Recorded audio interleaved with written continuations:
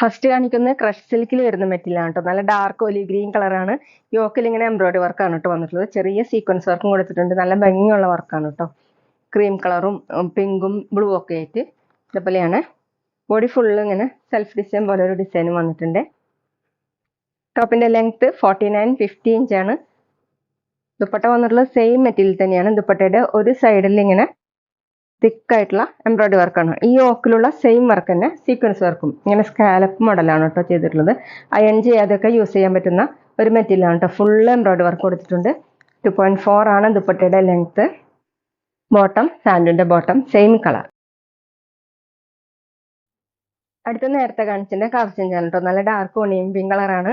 Crush സിൽക്കാണ് കേട്ടോ material. Body full ഇങ്ങനെ സെൽഫ് ഡിസൈൻ വന്നിട്ടുണ്ട്. യോക്കിൽ ഇങ്ങനെ എംബ്രോയിഡറി വർക്കാണ്. മൾട്ടി കളറായിട്ട് ചെറിയ സീക്വൻസ് വർക്കും കൊടുത്തിട്ടുണ്ട് കേട്ടോ. ഫംഗ്ഷൻ വെയറിനൊക്കെ യൂസ് ചെയ്യാൻ പറ്റുന്ന ഒരു അടിപൊളിയായിട്ടുള്ള മെറ്റീരിയലാണ്.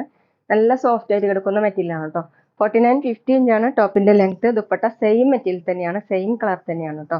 ദുപ്പട്ടയുടെ ഒരു സൈഡിൽ ഇങ്ങനെ തിക്കായിട്ടുള്ള എംബ്രോയിഡറി വർക്കും ചെയ്തിട്ടുണ്ട്. സ്കാലപ്പ് വർക്കും ഇങ്ങനെ എംബ്രോയിഡറി വർക്കും കൊടുത്തിട്ടുണ്ട് കേട്ടോ.